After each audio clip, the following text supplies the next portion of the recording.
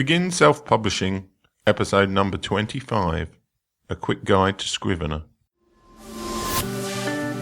Interested in self-publishing but don't know where to start? Want to get your book onto Amazon? Want to hold your paperback book in your hands? Learn how on the Begin Self-Publishing podcast with your host, Tim Lewis.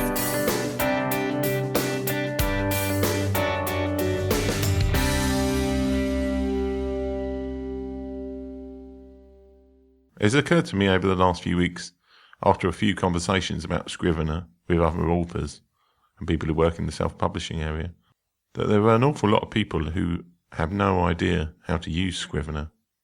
I've never really ever mentioned it in the show, even though it's a tool that I use, simply because I didn't want to say this is the only way you can self-publish is to use a tool like Scrivener. However, it is quite a good program for actually creating ebooks. I'm sure it's actually possible to create proper paperback PDFs with it as well, but that's not what I use it for. However, it has a fairly steep learning curve, which is the main issue that people have with the product. I've met quite a few people who said they bought and installed Scrivener but really have no idea what to do with the product. So I thought I'd do a quick get started guide for Scrivener in this episode. For those of you who've got a different tool that you're happy with for writing and using for creating ebooks, then feel free to ignore this episode and click onto some other exciting podcast that you're listening to. Just come back next week for my show. For those of you who haven't yet got a product that you use for creating ebooks, I would recommend Scrivener. It's not a free product, so you have to pay somewhere between $20 and $40, I believe. It tends to be on discount quite a lot. I'll include a link to it in my show notes at beginselfpublishing.com and also some screenshots of how I use Scrivener. I don't use anywhere near all of the features of Scrivener. It's a bit like Word in that regard. So why would you want to use Scrivener instead of, say, Word for creating an ePub?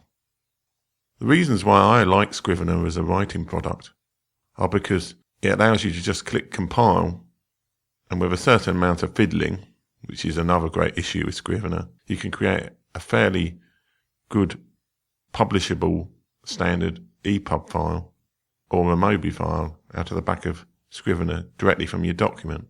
If you use a product like Word, then you've got to save it as an HTML and then do quite a lot of fiddling around to actually get it into a decent ePub format. The other great thing that I like about Scrivener is that it splits the story or non-fiction book up into little sections, so you can only see that particular section that you're editing at a time. So it's a lot easier to deal with than something like Word, where you have to keep scrolling up and down your novel or other document, trying to find the section you're interested in. Scrivener has a kind of tree-like structure. That there's a window in Scrivener called the binder, where you can see your manuscript with every chapter underneath it as like a folder in Windows. And underneath that you see individual scenes within those chapters. This can be quite confusing to a beginner because it starts you off with a manuscript and then a chapter folder underneath and a scene underneath. And while it might be clear that you can write into a scene, the next question is, well, what do you do when you want to add another scene or another chapter?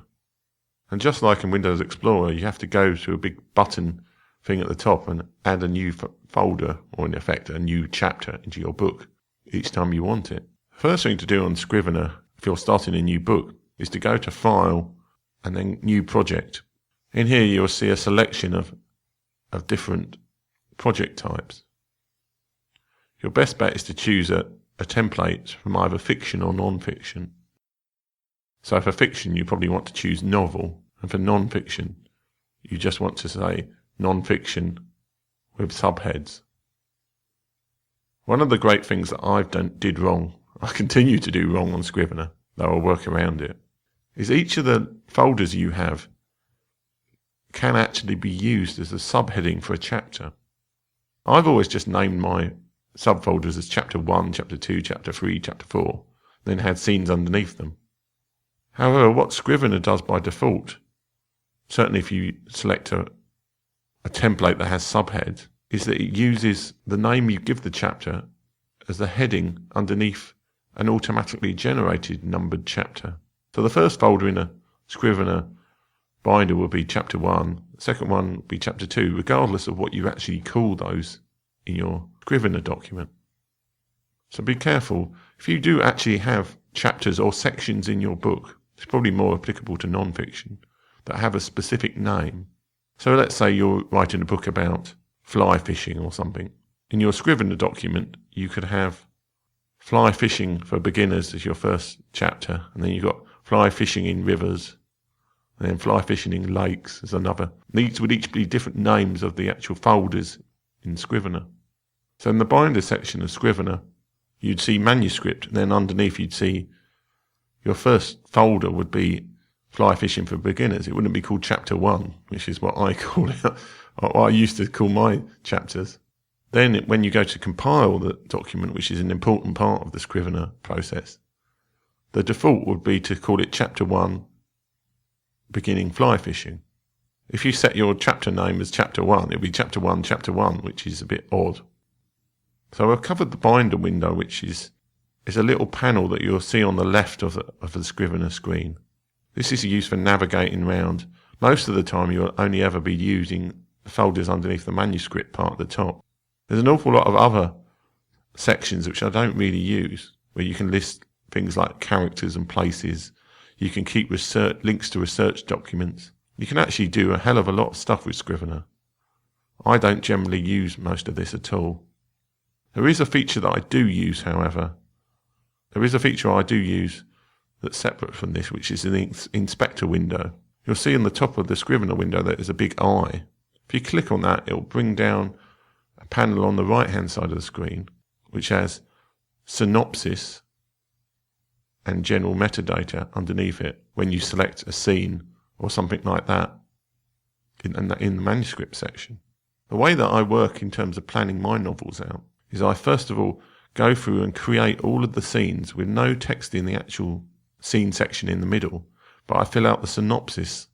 I use this as a way of planning out the actual things that happen in my novel before I actually write the first draft.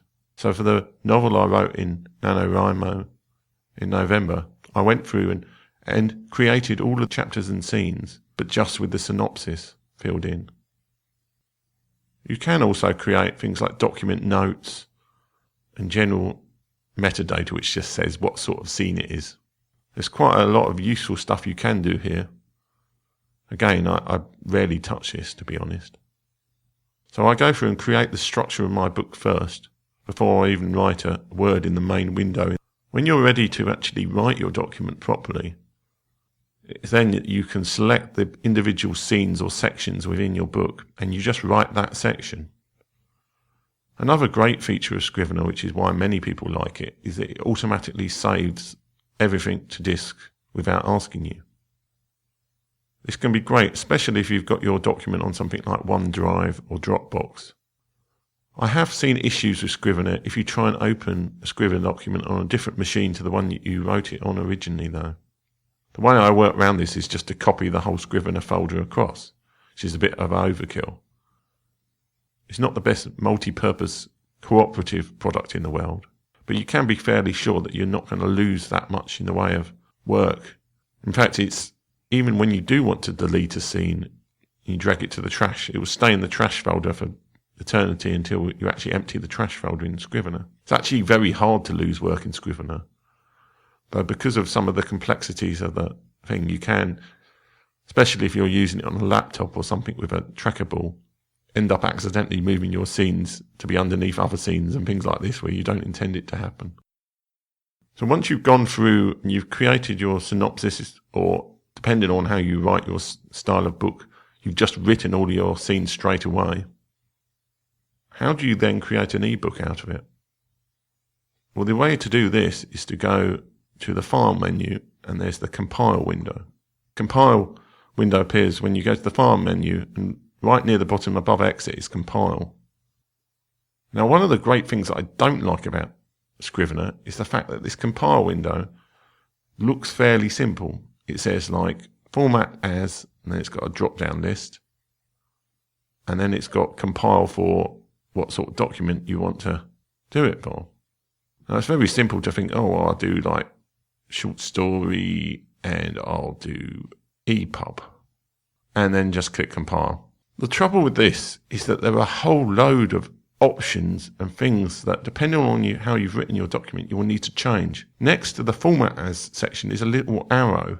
If you click this, it suddenly opens up a huge window with loads of other options in it, which is where you can actually fix a lot of the problems that occur because either the way you've written the document isn't quite correct in terms of what Scrivener's expecting for that particular template, or just because you want to change the way things look. Once you've opened this large compile window, you'll see a whole load of sections on the right-hand side. It says content, separators, cover, formatting, transformation, replacement, footnotes, comments, and metadata. You may see more if you've got the Mac version of Scrivener. I'm using the PC version here. The PC version of Scrivener is still usable though. The content section basically says which kind of folders and fields do you actually want to appear in your final compiled manuscript. So this will include things like a title page, whether you include the actual chapter folders, and whether you include the scenes. For now, I would just leave this as it is. The Separators folder gives a list of things that are inserted between either when you move from a folder to another folder or when you move from a folder to a scene. So with the old fly fishing example, if you've got the beginning fly fishing chapter, and underneath that you've got a scene that says learning how to fly fish, and then another section which is more learning how to fly fish, you probably want a different separator between the start of the chapter and in between those two scenes underneath. So the text separator one is between two scenes, while the folder separator is between two folders where there are no scenes underneath. And then you've got folder and text separator, which is when you go from the chapter heading down into a scene, and text to folder separator, which is when you're going from a scene to another chapter. So by setting these appropriately, you can actually determine how your document is going to be produced in the end. It will almost certainly need tweaking, in my experience. The cover section allows you to include a cover within your ePub or Mobi file. Some ebook retailers need this and others don't. The formatting section is also quite important. What this allows you to do is to include or exclude, whether you want to include a title, what the thing's actually called in Scrivener in the document or not. Now, if you've got a book, say like the fly fishing one, where you do want the beginning fly fishing chapter heading to actually appear above the subsections, then you can click the title section in Scrivener and it will tell you, it will add in that name underneath the automatically generated chapter 1 or chapter 2 or whatever. You can include metadata. Why the hell you would want to include your random metadata in, I don't know. But this may be useful if you're trying to do very advanced stuff. Similarly with the synopsis. The synopsis is what I use to actually plan my novel. I wouldn't want to include it normally within the document. But there may be some times where for your own purposes, you want to remind yourself what synopsis you actually wrote there. Similarly with notes. I can't imagine why you would want to include notes in the document. And then you've got text at the end, which is the actual text of it. Now for level 1, which is in effect the chapter, the text there isn't any text, so it's a bit irrelevant. And the way that it works is that each of the lines down is a level down. So you start up with your chapter. So if you have a scene with scenes underneath it, you start off with the top level and each level goes down one. What is particularly confusing is the section at the bottom of this window. It says like section layout. What you can do here is actually change the text and font that are used for each of the titles and other sections within it. It's more fiddly than it should be to work out how to do this. But if you select, say, title and text, in the section below it, you'll actually see somewhere like it says title and then there's a load of Latin text underneath it. The Latin text is just something that design people do when they can't think of anything else to put in a space. It's a sign of perhaps the user unfriendability of Scrivener that they haven't changed this to something more sensible, like this is the text of the actual document. If you want to change what the font is or what's used for the title section, you select the title and then you can just change the actual details of it. So if you want to make it italic, you can move italic, you want to make it underlined, you can make it underlined. And you can take the justification. You can do a lot of things here, and people don't realise this. In fact, it took me years to work out how this worked. Then if you go to the Latin text underneath and change the formatting of that, you can make your entire document bold or italic if you want to. Now for an ePub, what the actual font is and used here doesn't really make much difference.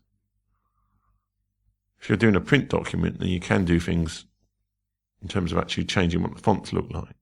The next section down is transformations. This lets you change common things in your document.